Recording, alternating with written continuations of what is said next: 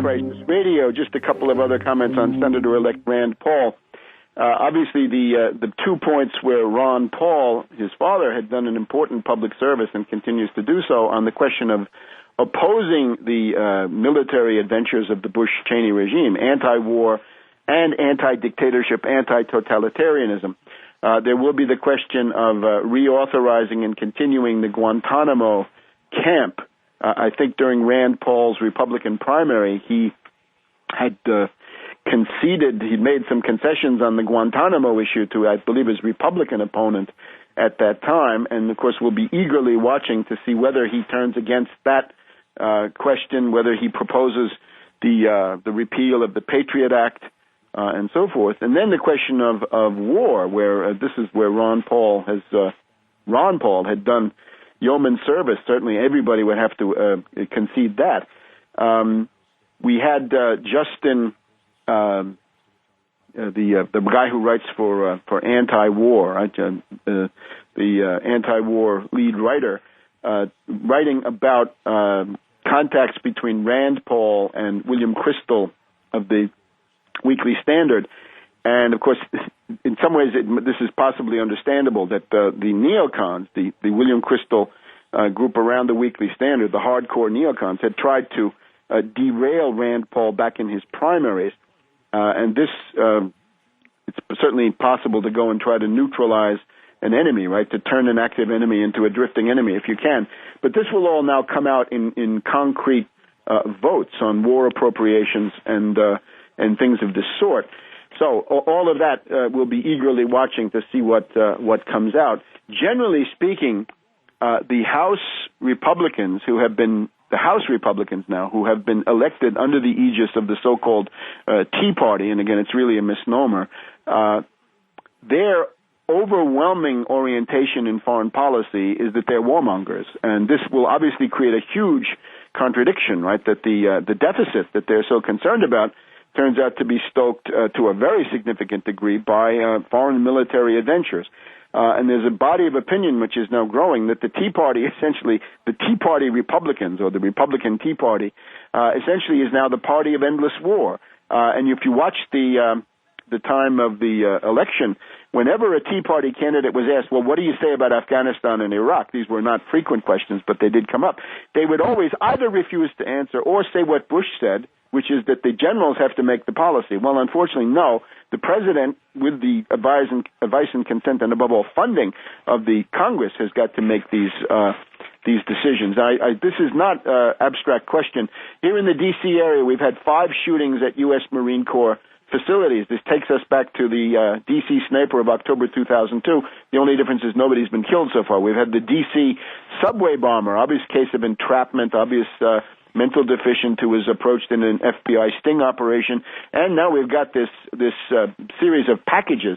Let me point out, we have conflicting reports about the package bombs, right? Are they bombs? Are they not? Nobody seems to know. There's no real verification about this, right? We just have what one government says, another government says. Notice, however, that what we may have here in the Greek part of it, right? A lot of these package bombs come from Greece or involve Greece in some way. This may be a Greek internal strategy of tension done by the NATO forces in Greece, similar to Italy 1969. In other words, it's an election coming up, right? The Papandreou socialists, if that's what you call them, are certainly vulnerable because they've been carrying water for the Wall Street and London banks. Unbelievable austerity program by Papandreou. And in the middle of that, you get a bunch of terror actions going on. That's the way you break a strike wave. That's the way you set up a situation of knocking the labor movement on the defensive. And remember, if you look in the 9/11 synthetic terror made in USA, you'll see the tradition in Greece is that the terrorist groups are run directly out of the Interior Ministry, and that's just a notorious fact. Not an abstract issue here, because you've also got this amazing column by David Broder. Here we are, Sunday, October 31st, Halloween. The war recovery. And he talks about what's Obama's strategy now for the next 2 years. What else might affect the economy? The answer is obvious, and its implications are frightening. War and peace influence the economy. This is where Obama is likely to prevail, with strong Republican support in Congress for challenging Iran's ambition to become a nuclear power. He can spend much of 2011, 2012 orchestrating a showdown with the mullahs.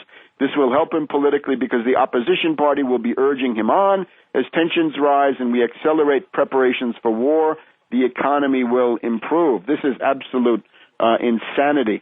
Just a couple of, so therefore this danger, very, very real, always very real. In terms of our nation, right, this derelict adrift on the ocean of adventurers, in the New York Times on Tuesday, November 2nd, we find that inside the space program, which has already been gutted by Obama, we've got an engineer who's trying to get $250 million together to send a robot, a humanoid robot, to the moon. This would cost much less than the $150 billion to have manned space travel.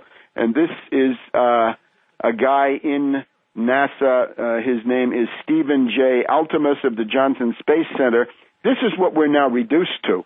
Will the Republicans come forward and do something to refund NASA, to put the United States back into the space race, or will they say, no, we can't do that? The New York Times of the same day, November 2nd, financial leaders still influential expect to be more so after next week. So Gary Gent, we've got Jamie Dimon, Lloyd Blankfein, and Ben Moshe of AIG. They all say they've been getting a lot from Obama, but now they expect to get more. So that's their reading on the so-called Tea Party. We've also got very interesting thing. I just want to point to this quickly in conclusion. In the Wall Street Journal of today, November 5th, Katrina vanden Heuvel, limousine liberal, but in her article trying to denigrate the Republicans and all this is fine, but she says, University of Massachusetts economist Robert Poland and others argue the single most important reason for the failure of economic recovery is that private credit markets are locked up, especially for small business, and that the federal government could help by expanding existing federal loan guarantees by $300 billion. Well, why stop there? Why not force Helicopter Ben, using the fact that there are these people who claim to be from the Tea Party, they claim to be hostile to the Federal Reserve, judo the Tea Party hostility in the House against Bernanke. One thing would be to fire Bernanke. That would be a way to show you heard the voters, but you won't do that. To issue 0% credit for infrastructure and indeed for small business, because if you're a dry cleaner, if you're an auto repair shop, if you're any small business that produces anything, you're productive, you get 0% federal credit for production, if that's what's really involved. Of course, it's in many cases small business becomes a mask for all kinds of other stuff. The other thing, Dorothy Rabinowitz, Wall Street Journal, Tuesday, November 2nd, Election Day. Why Obama is no Roosevelt? Well, I can only agree, even though Ms. Rabinowitz is a notorious reactionary. We have Obama out there saying people are hardwired not to always think clearly when they're scared. Remember the bitter Klinger remarks. This is the detached, elitist anthropologist sent by the foundations to dupe and otherwise strip the American people. And she contrasts this to one of the masterful exercises of Franklin D. Roosevelt in late February 1942, February 23rd, 1942, when the Allied cause looked bleakest. We were reeling after Pearl Harbor. Rommel was on the march in North Africa. Hitler was at the gates of Stalingrad. It looked like an Axis victory up and down the line. The map speech. The president asked Americans to have a map at hand to follow me with the references I shall make to the world-encircling battle lines of this war. And he says, your government has unmistakable confidence in your ability to hear the worst without flinching and losing heart. Yes. The other thing from Roosevelt that has crept into the coverage this week, let's see if I can find the exact reference, is in the discussion on quantitative easing and the so-called monetization of debt. They have to concede that under Franklin D. Roosevelt, we had essentially a low-yield government securities standard where the Fed was chock full of government securities in the 1940s and up to the end of this in 1952. Those were years of tremendous economic progress. So remember, the only president who ever shackled and de facto nationalized the Federal Reserve as long as he was there was Franklin D. Roosevelt. So don't let those Roosevelt haters get you down. And we'll talk about strategies for regroupment, stop foreclosures, Tobin tax, no cuts in Social Security or the social safety net. 3 points that we'll be taking into demonstrations during the lame duck period.